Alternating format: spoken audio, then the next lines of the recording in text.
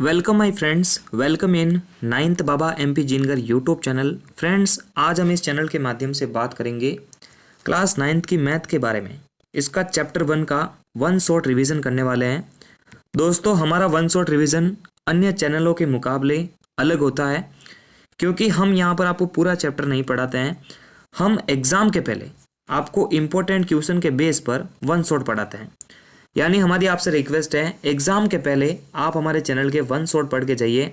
आपको ज़्यादातर क्वेश्चन हमारे वन शॉट से मिलेंगे, नहीं तो आपका जो बेसिक है वो बहुत ही शानदार तरीके से कवर हो जाएगा और आप खुद देखेंगे कि यहाँ से बहुत सारे सवाल सीधे सीधे आपको पूछे गए। तो देखिए, इंपॉर्टेंट क्वेश्चन के बेस पर है। चलिए स्टार्ट करते हैं। तो फ्रेंड्स देखिए, पहला जो क्वेश्चन बनने वाला है, इंपॉर्टेंट क्वेश्चन है इस वन शॉट के हिसाब से। क्या शून्य एक परिमेय संख्या होती है? इसे P बटा Q के रूप में आप लिख सकते हैं। तो बिल्कुल लिख सकते हैं भाई। जीरो को लिखने के बाद में जीरो के नीचे 1, 2, 3 कुछ भी लिखा जा सकता है। तो जीरो का ऐसा रूप हो सकता है। इस कारण जो है जीरो एक परिमेय संख्या मानी जा सकती है, जिसमें शर्त दिए हैं कि P और Q दोनों पूर्णांक होने चाहिए और Q कभी जीरो नहीं होना चाहिए। यानी जीरो के नीचे जीरो नहीं आना चाहिए, बाकी आ सकता है, क्योंकि हमने 8वीं क्लास में सीखी थी जो P बटा Q में यानी अंश बटा हर में लिखी जा सकती है, उसे हम परिमेय संख्या कह सकते हैं। ठीक है ना। उसके बाद आगे बढ़ते हैं। अगला जो सवाल है मोस्ट इंपॉर्टेंट, और बिल्कुल मोस्ट इंपॉर्टेंट क्वेश्चन के अलावा कोई इंपॉर्टेंट सवाल नहीं लेते अपन। फालतू सवाल नहीं लेंगे, सिर्फ इंपॉर्टेंट लेंगे, परीक्षा की दृष्टि से लेंगे। पूरा का पूरा जो चैनल है दोस्तों वो परीक्षा की दृष्टि से इंपॉर्टेंट है। चैनल को जरूर सब्सक्राइब करें। तो 3 और 4 के बीच में 6 परिमेय संख्या ज्ञात कीजिए। देखिए, जब भी 6 की बात करें तो 7 दिमाग में आता है, 7 की बात करें तो 8 दिमाग में आता है। तो देखिए, यहाँ पर 3 और 4 के बीच की बात कर रहा है, तो करना क्या है, 3 इंटू 6 का बोला तो 7 बटा 7 से गुणा किया। उसी तरह 4 को भी 7 बटा 7 से गुणा करेंगे। ये इसलिए कर रहे हैं ताकि इनके दोनों के हर जो है वो कॉमन हो जाए। ठीक है ना। तो देखिए, 3 7 21 बन गया, 7 एकम 7 नीचे रह गया, 4 7 28 बन गया, 28 बटा 7 हो गया। अब 21 और 28 तक गिनती चलाएंगे तो ये सारी परिमेय संख्या 12 आ जाएगी, लेकिन निकलेगी कितनी, 6 ही निकलेगी। ठीक है ना। एक तरीका 2 भी है दोस्तों यहाँ पर। जैसे बेसिक सा सवाल ही है तो 3.1, 3.2, 3.3 गिनती चलती रहती है स्केल की तरह। ठीक है ना, ऐसे भी बता सकते हैं। उसके बाद देखिए, तीसरा सवाल है 3 बटा 5 और 4 बटा 5 के बीच में परिमेय संख्या याद करो 5। ये सवाल थोड़ा उससे अलग है। उसमें खाली क्या क्या होता है, खाली अंश होता है। जैसे उसमें खाली 3 था और 4 था, इधर 3 बटा 5 आ गया और 4 बटा 5 आ गया, यानी अंश बटा हर का रूप आ गया। तो यहाँ पर क्या करो, डायरेक्ट भाग लगा दो और उसके बाद गिनती चलाते रहो। जैसे 5 का भाग 3 में लगाए तो 0.6 हो गया, 5 का भाग 4 में लगाए 0.8 हो गया। उसके बाद अपने को पता है कि जो गिनती होती है दोस्तों वो 0.6 के बाद में भी होती है और 0.8 के बाद भी होती है। जैसे 0, 60, 61, 62 ऐसे चलता रहेगा। मतलब 0.60 के बाद गिनती ऐसे चलती रहेगी ना, 0.61, 0.62, 0.63, ऐसे ये 80 तक चलती रहेगी, समझ लो ऐसे। ठीक है ना। तो इतनी सारी परिमेय संख्या निकल सकती है। नहीं तो एक अन्य रूप और है, इनके हर समान करके आप कर सकते हैं काम। ठीक है ना। जैसे 3 बटा 5 है, आप इसको 10 बटा 10 से गुणा कर दोगे तो ये बन जाएगा 30 बटा 50। और 4 बटा 5 को भी अगर 10 बटा 10 से गुणा करेंगे तो बनेगा 40 बटा 50। फिर 30 और 40 के बीच में बहुत सारी संख्या होती है, 31 बटा 50, 32 बटा 50 वगैरह वगैरह। तो बिल्कुल अपन हिंट वाइज पढ़ रहे हैं और सिंपल, टाइम वेस्ट नहीं होना चाहिए, ऐसे ही पढ़ रहे हैं। एग्जाम के पहले इन सवालों को जरूर मिला के जाना, आपका काम और आसान हो जाएगा। क्या सभी धनात्मक पूर्णांकों के वर्गमूल अपरिमेय होते हैं? यदि नहीं तो एक ऐसी संख्या के वर्गमूल का उदाहरण दो।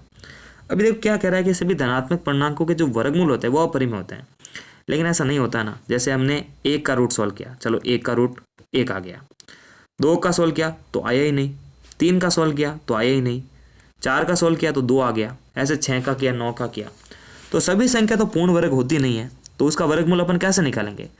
तो बिल्कुल जो है सभी धनात्मक पूर्णांकों के जो वर्गमूल होते हैं वो अपरिमेय नहीं होते हैं, कुछ के परिमेय भी होते हैं। जैसे कोई संख्या पूर्ण वर्ग है, जैसे 4 हो गई, फिर 9 हो गई, 25 हो गई, 16 हो गई, आपको पता ही है ऐसे। उसके बाद देखिए, √5 को संख्या रेखा पर निरूपित करना है। एक और चीज़ मैं बता देता हूँ, ये तो √5 का हो गया सिंपल तरीका। करना क्या, लाइन खींचनी है, 2 तक दूरी होनी चाहिए कम से कम। ठीक है ना, एक इधर एक इधर, यानी टोटल नीचे 2 होनी चाहिए, इधर अपना 1 का दूरी होना चाहिए। फिर यहाँ से आप चाप लगा देना, फिर आप इसको इससे मिला देना, फिर यहाँ से आप चाप लगा के नीचे आ जाना। ठीक है ना। तो ऐसे √2 का सिंपल तरीके से हो जाता है, आप इसको याद रख सकते चित्र को। लेकिन परीक्षा में कभी कभी √2 और √3 का भी पूछ लेते हैं। ठीक है ना। तो √2 √3 का भी मैं एक बार आपको बता देता हूँ ताकि आपका रिवीजन हो जाए। √2 में करना क्या है, ऐसे ही आपको एक लाइन खींचनी है, 0 हो गया, इसको वो मान लीजिए, 0 नहीं मान सकते, ठीक है ना। इसका एक ये ले लीजिए और एक इतनी दूरी का 2 है दोस्तों, आप यहाँ से एक चाप काट दो, ठीक है ना, स्केल की सहायता से इसको मिला दो, फिर यहाँ से इसको स्केल की सहायता से मिलाओ, फिर इसको चाप यहाँ से नीचे गिरा दो। उसी तरह √3 का इसी के ऊपर बन जाएगा, जैसे √3 का बनाना है तो √2 का ये ऐसे ही बनाना, सेम टू सेम चित्र। उसके बाद यहाँ से एक दूरी तक, सिंपल एक दूरी तक, यानी इतनी जो दूरी थी ना ये वाली, यहाँ से एक चाप लगा दो, फिर आप इसको इससे मिला दो, फिर यहाँ से आप चाप कर दो तो नीचे आ जाओ, तो वो √3 का भी बन जाता है, ठीक है ना। तो कहीं ना कहीं वो इंपॉर्टेंट है, लेकिन √5 ज़्यादा इंपॉर्टेंट था, इसलिए मैंने उसी को लिया, ठीक है। प्रत्येक प्राकृत संख्या एक पूर्ण संख्या होती है। तो सत्य असत्य वाले सवाल है यहाँ से MCQ में पूछे जा सकते हैं, ठीक है ना। तो देखिए प्रत्येक प्राकृत संख्या, बिल्कुल सही बात है, क्योंकि प्राकृत संख्या की हर संख्या पूर्ण संख्या में मौजूद है। तो बिल्कुल सही बात है, यहाँ पर कारण दे रखा, क्योंकि पूर्ण संख्याओं में 0 के अतिरिक्त सभी प्राकृत संख्या होती है। लेकिन उल्टा पूछ ले तो वो असत्य हो जाती है, ठीक है ना। प्रत्येक पूर्णांक एक पूर्ण संख्या होती है, असत्य, क्योंकि ऋणात्मक पूर्णांक एक पूर्ण संख्या नहीं होती है। पूर्ण संख्या जो 0 से अनंत तक चलती है वो हमेशा पॉजिटिव होनी चाहिए, और नेचुरल नंबर यानी प्राकृत संख्या भी पॉजिटिव होती है। तो धनात्मक तथा ऋणात्मक संख्या के समूह को तो अपन पूर्णांक बोलते हैं, तो कभी ऋणात्मक आ गया तो उसको पूर्ण संख्या नहीं मान सकते हैं। प्रत्येक परिमेय संख्या पूर्ण संख्या होती है, जरूरी तो नहीं है, क्योंकि हर बार पूरा पूरा भाग जाएगा ये गारंटी नहीं है। जैसे 3/5 को सॉल्व करेंगे तो पूरा भाग नहीं जाएगा, पूर्ण मतलब पूरा पूरा होना चाहिए, आधा नहीं। आगे देखिए दशमलव प्रसार पढ़ते हैं। दशमलव प्रसार में क्या होता है, पूरा भाग चला जाएगा तो दशमलव प्रसार शांत हो जाएगा। अगर भाग जा भी रहा है लेकिन वो लगातार एक ही संख्या रिपीट हो रही है, जैसे 0.9 बार बार रिपीट हो रहा है, तो ऐसे बार लग जाता है, इसको अपन बोलते हैं अनवसानी आवर्ती, लेकिन वो परिमेय संख्या होती है, ठीक है ना। उसके बाद इसका भी परिमेय संख्या प्रसार शांत होने वाला है, क्योंकि भाग पूरी बार चला जाता है। देखिए बाद में एक ग्रुप की भी निश्चित रूप से आवर्ती होती है, जैसे 23 0 76 9 का जो है ग्रुप बार बार लगातार रिपीट हो रहा है, तो ये अनवसानी आवर्ती है। और एक आवर्ती होती है अनवसानी अनावर्ती, जो कि अपरिमेय संख्या का रूप होती है। तो ये आप समझ सकते हैं, बहुत ही सिंपल तरीके से है। उसके बाद ये वाला सवाल बहुत ज़्यादा इंपॉर्टेंट है कि 0.6 बार को आपको जो है P/³ की फॉर्मेट में लिखना है। तो इसके लिए आप करते क्या है, इसके लिए आप सिंपल प्रोसेस में क्या करते हैं, आप इसको एक बार सीख लीजिए। अगर किसी संख्या 1 पर जो है ऐसे बार लगा हुआ है, तो 1 पर बार मतलब 1 0 सिर्फ 10 में होता है, तो संख्या को 10 से गुणा करते हैं। 2 संख्याओं पर बार होता है, जैसे 0.47 है, तो संख्याओं को 100 से गुणा करते हैं। तो इसमें आपको सबसे पहले क्या मानना है, उस संख्या को आपको x के बराबर मानना है, जैसे यहाँ पर मानी जा चुकी है। उसके बाद 6 का मतलब क्या है कि वो 6 लगातार रिपीट हो रहा है। आप चाहो तो 4-5 बार आप लिख ही दो इसको, मतलब कम से कम 4 बार लिख दो या 5 बार लिख दो, जैसा कि यहाँ पर इसने इसको लिखा है। फिर x बराबर मान रहे हैं, तो उसके बाद क्या करो, इस समीकरण नंबर 1 दे दो इसको, जैसे यहाँ पर दे रखा है कि x बराबर 0.6 बार माना, फिर x बराबर इसको 0.6 बार को फैलाया थोड़ा 4 तक 5 तक इसको लिखा, फिर इसे डॉट डॉट डॉट डॉट कर दिए और समीकरण 1 बना दिया। अभी एक संख्या पर बार है, इसलिए इसको किससे गुणा कर रहे हैं, 10 से गुणा कर रहे हैं। और जैसे ही 10 से गुणा करेंगे ये तो 10x होगा, इसमें तो किसी को कोई समस्या नहीं है। समस्या यहाँ पर है, तो देखिए गुणा कैसे हो रहा है। जैसे हमने 0.66666 5 बार माना, इंटू 10 करेंगे तो क्या करेंगे, ऐसे ही करेंगे। फिर जैसे यहाँ से पॉइंट हटाएंगे तो नीचे देखो 5 बार आ जाएंगे 0, 1 2 3 4 5, क्योंकि यहाँ पॉइंट के बाद 5 संख्या है। 1 0 से 1 0 काट देंगे और फिर वापस अगर पॉइंट लगाएंगे तो अब देखो 4 संख्या पीछे से छोड़कर एक पॉइंट लगाएंगे तो ये क्या बन जाएगा, 6.66666 ऐसे ही कुछ बनेगा। फिर देखो यहाँ पर आपको एक चीज़ नज़र आ रही है कि यहाँ से देखो 6 भी अलग हो सकता है और पॉइंट के बाद 0.6 अलग हो सकते हैं। जैसे देखो यहाँ से देखो आप, जैसे इसको ऐसे लिखा ना, या फिर आप ऐसे ही याद कर लो कि 0.6 है और जैसे 10 से गुणा करेंगे तो ये 6.666 ऐसा बनना स्टार्ट हो जाएगा, यानी जो 6 है वो इधर आ जाएगा पॉइंट की इधर। वैसे जो जिनको गुणा भाग आते हैं उनको कोई दिक्कत नहीं है, और मीडियम लेवल का कोई बच्चा है तो उसको थोड़ा समस्या में समाधान नहीं मिल सकता है। तो मतलब अपने को करना क्या है कि 6 पॉइंट ऐसा ऐसा दिख रहा है आपको, तो यहाँ से आपको क्या दिख रहा है, तो 6 पूरा दिख रहा है और पॉइंट के बाद ये 0.66 दिख रहा है। मतलब आप इसको तोड़ सकते हैं ऐसे, 6 + 0.66666 ऐसे। मतलब इस चीज़ को आप इतना लिख दो कि यहाँ पर आप x का इस्तेमाल कर सको, क्योंकि ये रूप जो होता है वो किसका होता है, x का होता है। तो 6 तो अलग हो गया, इधर इसका मान अपन x लिख सकते हैं, क्योंकि ये पूरा फॉर्मेट किसके बराबर है, x के बराबर है। तो आप इसको x लिखेंगे, फिर इस पर पक्षांतर करेंगे तो ये 9 बन जाएगा वगैरह वगैरह। फिर इसको काट के आप आराम से इसको लिख सकते हैं। सेम टू सेम ऐसा सवाल 0.47 बार का है, जो कि आप प्रैक्टिस करके कर सकते हैं। उसके बाद देखिए अगला सवाल आके बन गया है कि ऐसी 3 संख्याएं लिखिए जिनके दशमलव प्रसार अनवसानी अनावर्ती। अनवसानी अनावर्ती है, एक अनवसानी आवर्ती था, जो कि परिमेय संख्या की फॉर्मेट थी। ये अपरिमेय संख्या के फॉर्मेट आप देख सकते हैं, आप इसे याद रख सकते हैं, उसमें पाई भी अपना शामिल है, ठीक है ना। तो देखिए 0.47 बार आ चुका है। इसमें भी देखो 10 से गुणा कर रहे हैं, जैसे ये मिसप्रिंट है थोड़ा सा, क्योंकि देखिए किताब में क्या है 0.47 बार नहीं है, ये 7 पर बार है, तो 4 को ये छोड़ रहा है, इसलिए इसको 7 की रिपीटेशन हो रही है। तो देखो 1 नंबर समीकरण बना के इसको ऐसे लिख दिया, फिर इसको 10 से गुणा किया, इधर तो 10x बन गया। और देखो ये थोड़ा अलग सवाल है, पहले 1 के बराबर मान के 10 से गुणा करते हैं, फिर दूसरे को भी जो है 10 से गुणा करके 100 बना देते हैं, तो ये कहीं ना कहीं ज़्यादा इंपॉर्टेंट है उस मुकाबले में। फिर देखो क्या करते हैं, जब भी संख्या में एक संख्या छोड़कर दूसरी पर आवर्ती होती है तब ये रूल्स काम करता है कि आप पहले क्या मानो, x बराबर मान लो, और फिर सेकंड नंबर समीकरण को क्या करो 10 से गुणा करो, और फिर इसको वापस 10 से गुणा करो।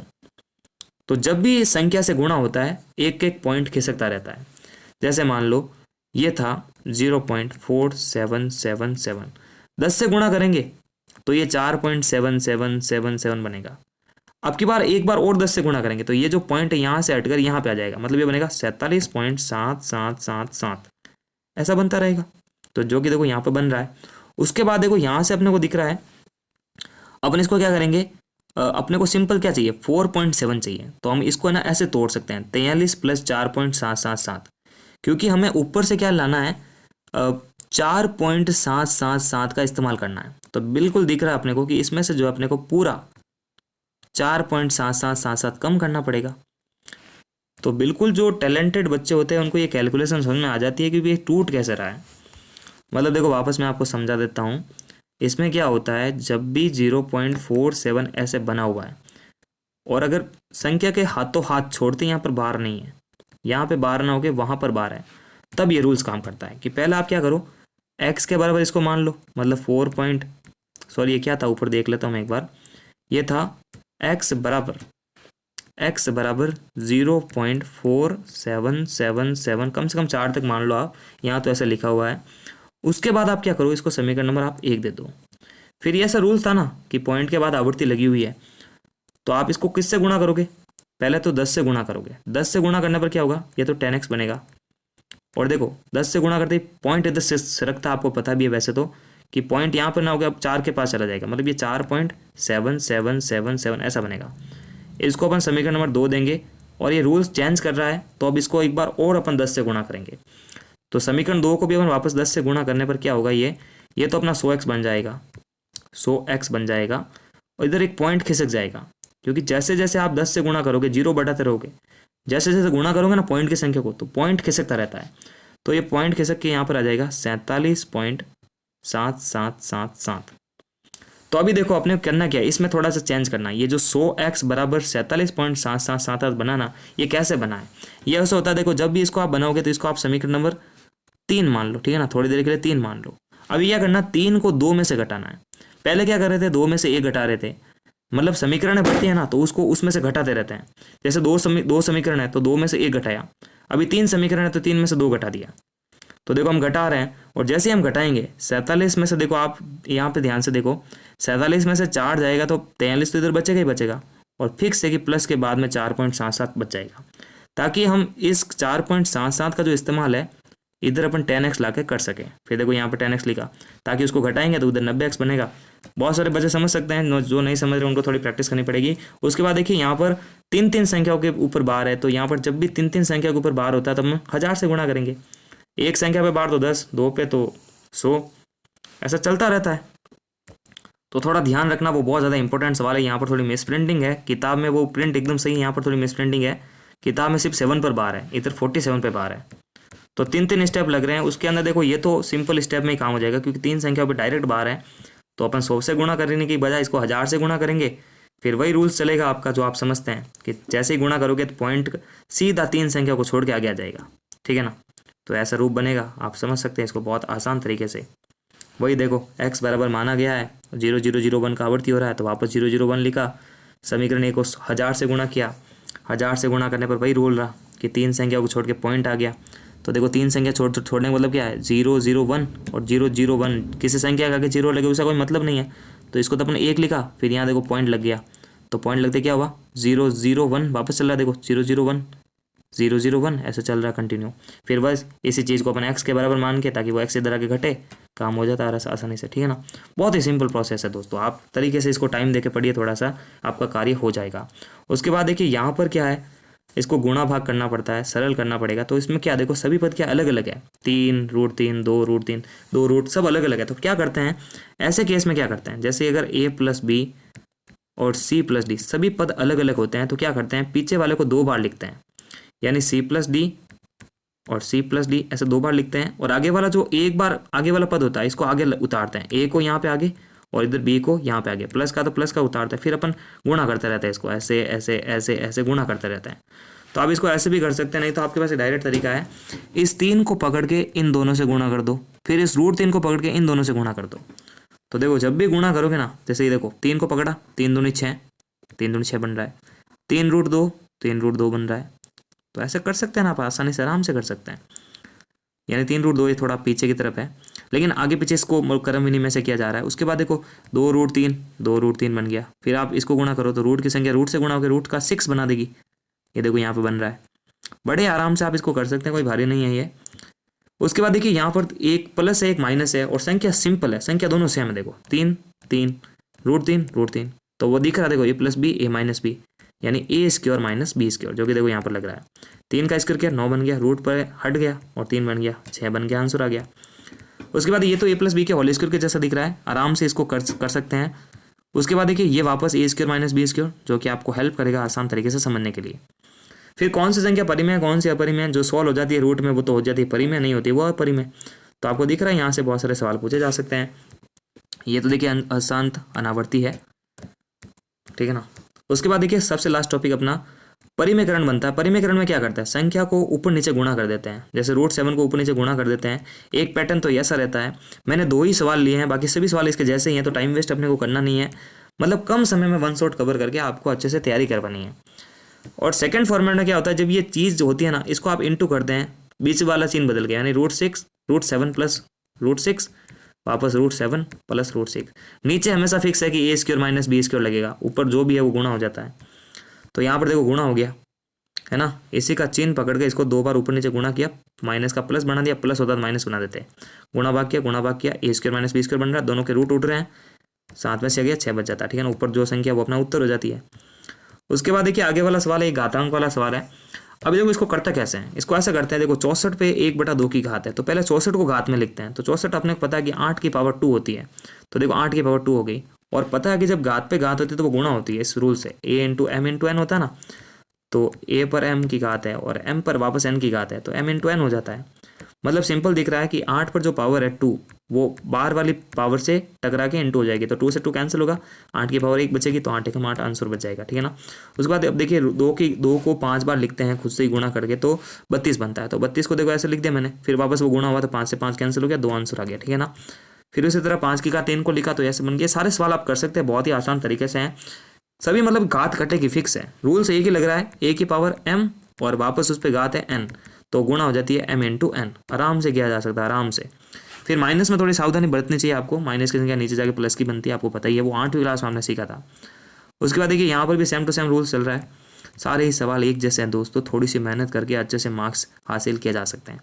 उसके बाद इनको सरल करना है, जब दोनों के आधार एक जैसे हैं तो घातें बाहर जाके कॉमन होकर गुणा हो जाएगी, यानी ये भी 2 ये भी 2, और जब आधार समान होता है तो घातें जुड़ती है, ये वाला रूल्स था आपको। देखो a की पावर m इंटू a की पावर n, घातें जोड़ा हो गए m प्लस n, दोनों घातें जोड़ने करने की आपने को, आधार तो एक जैसा 2 ही दिख रहा है, जोड़ के बन गई अपने पास 13/15। फिर देखिए दोनों की घात बाहर है, यानी जब घातें बाहर होती है तो इंटू की गुणा होती है, मतलब 7 इस पे आ जाएगा, ये 7 इसे इंटू का 7 21 बन जाएगा। तो ये आप आराम से कर सकते हैं, दोनों के आधार एक जैसे हैं लेकिन भाजक में है, और भाजक में क्या होती है, घातें घट जाती है। 8वीं क्लास के सवाल आ रहे हैं दोस्तों, ठीक है ना। उसका लास्ट एंड फाइनल सवाल इस 1 शॉट का, जो कि इस 1 शॉट को 20 मिनट के अंदर पूरा करवा देगा। देखो दोनों के आधार अलग अलग है लेकिन घातें सिंपल है, तो घातें कॉमन हो जाएगी, आधार को गुणा कर दीजिए, 8 और 7 56 कर दीजिए, 56 की पावर 1/2 बन जाएगी, तो इसको कर सकते हैं। उसके बाद 56 को आप घात में लिखो, ठीक है, नहीं तो अपना यही आंसर रह जाएगा, ठीक है ना। ऐसे ही 1 शॉट साइंस और मैथ के इस चैनल पर आपको अवेलेबल हो जाएंगे, और बिल्कुल 9th बाबा MP साइंस के लिए और मैथ के लिए जो वस्तु बना है, चैनल के माध्यम से जुड़िए। हमारा कार्य रहता है कि कम समय के अंदर आपको आपके चैप्टर से वाकफ करना और आपकी एक अच्छी तैयारी करना, सारे ही सवाल आप तक वो पहुंचाना जो आपके लिए इंपॉर्टेंट है, ताकि आपका चैप्टर अच्छे से कवर हो सके, आपको कोई दिक्कत का सामना नहीं करना पड़े। धन्यवाद दोस्तों, thanks for watching. Vande Mataram, जय हिंद जय भारत। और अच्छा कमेंट करें दोस्तों अगर आपको समझ में आया तो ठीक है। धन्यवाद।